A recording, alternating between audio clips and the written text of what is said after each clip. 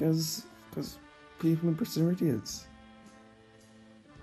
And now that, like, it's been a few hours and the repercussions are already kicking in, but, you know, you've taken your country back. You've taken your country back, so who cares?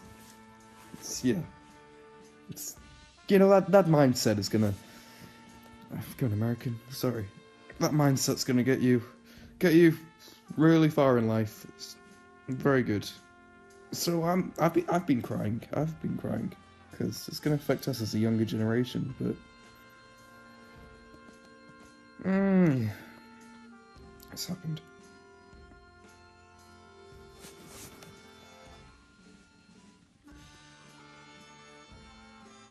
It's just bullshit. Absolute bullshit. It was clear from the start what this was about. Like, this was called the EU referendum. It was about whether or not you want to stay in Europe. But the choices that the people were making, leaving Europe financially was a risk that wasn't worth taking. It was like jumping into a black hole. Nobody knew what was going to happen. It's going to affect us financially. We knew that. And basically it all came very clear with the types of people that were voting for Brexit that this was about immigration. This was about immigrants.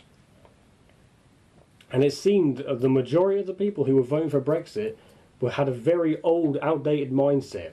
They were racist towards immigrants, a lot of them, and they all had that World War II mindset. England's the best. Come on, guys, where's the brotherhood? Don't you want to be unified? Why would you want to be a lonely little island all by itself? The Empire's still alive. England's still great. England doesn't really have any industry by itself. Back in the 80s, all the mines were closed and shit like that. How will England survive by itself? Oh, well, we're still gonna aim to have a friendly trade system within Europe. So you want to leave Europe. You don't want to be affiliated with these people, but you still want to have their friendly trading. Fuck you guys. Fuck you. How can you expect that? It's just bullshit, and I'm disappointed. Angry tonight is not the word I would choose to describe myself. You know what, I'm fucking beside myself at the moment. You know as well as I do that things are going down the pan, alright? At a fast rate of knots. I went for a 5-hour walk, 6-hour walk. Alright, I jumped the fucking gate on the pier. I just sat at the end watching the sea, the boats with the lights. It was amazing. I had to clear my head a little bit. I don't know what to do anymore. I really don't.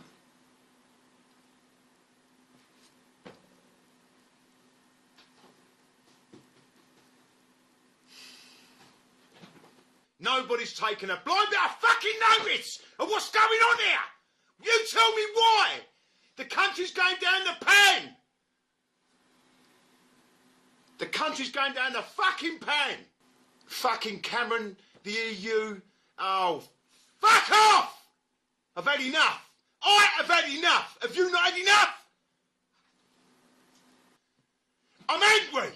And you should all be angry as well. You should be sitting there saying right now, I'm not going to take it no more. I'm out of here. I'm going to bust one, all right? It's very fucking early. I've had no sleep. I had to go for a long fucking walk earlier just to clear me fucking head. Because that's like Brian Bacon says.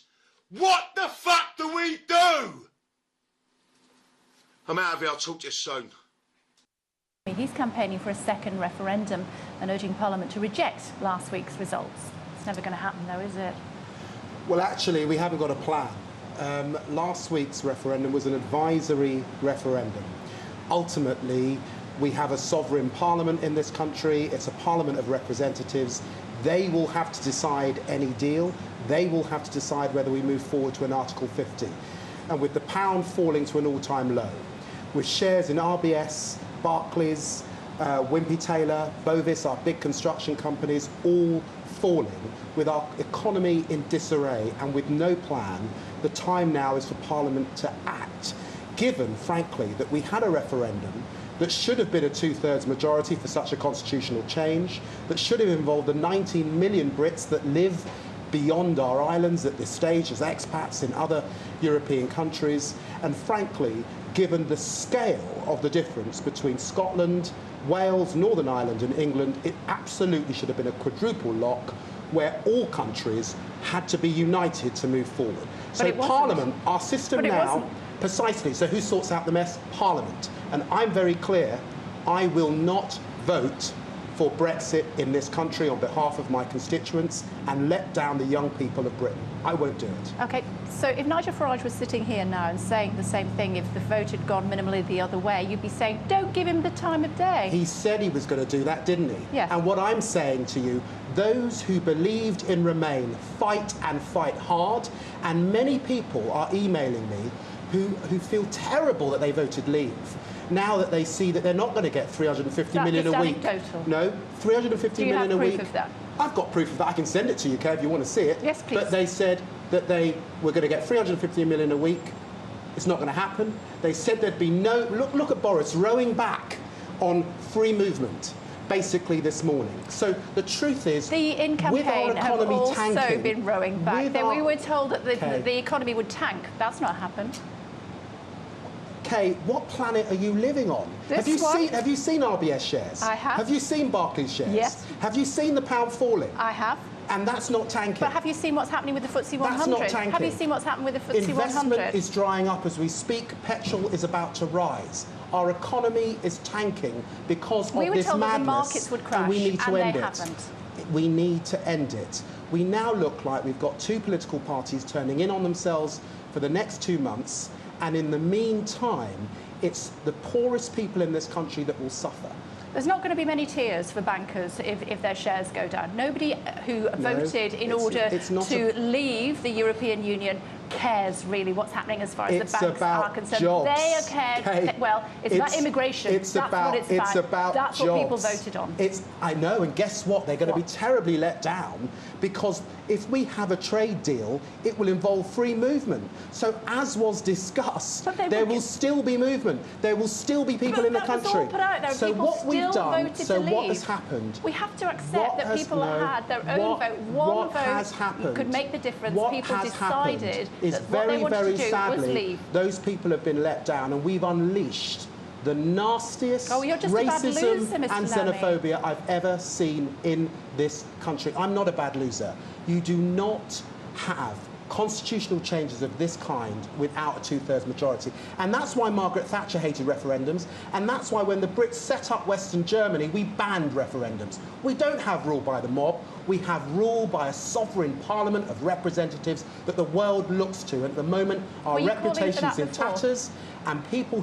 I suspect, were you calling for that before the referendum? Was I calling for what? For two-thirds. We needed to have two-thirds. I always believed that a referendum without a quadruple lock, without two-thirds, was a mistake, an absolute mistake. And we're seeing the repercussions of that today. And you were vocal about that? Absolutely, absolutely. But I fought hard to remain. And what I'm saying is, when you look at what is happening to this country, those of us who still believe it should fight hard for it, given the scale of it. And let me say, I represent one of the poorest constituencies in this country. Which way did they vote? Though 3/4 of them want to remain, Kay. They want to remain.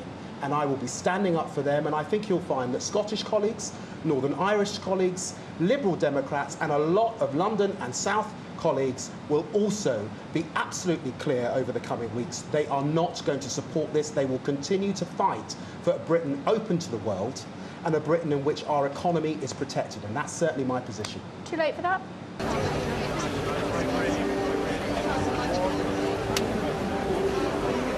here to believe in unity and love against hatred and division.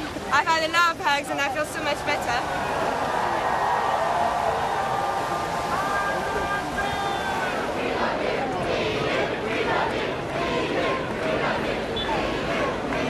Happy Europeans!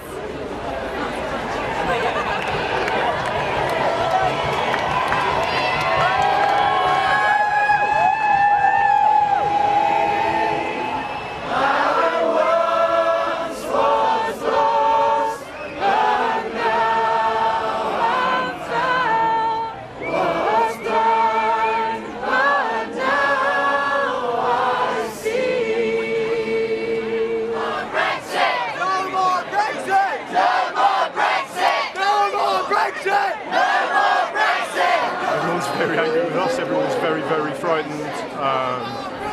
They're desperate for us to stay.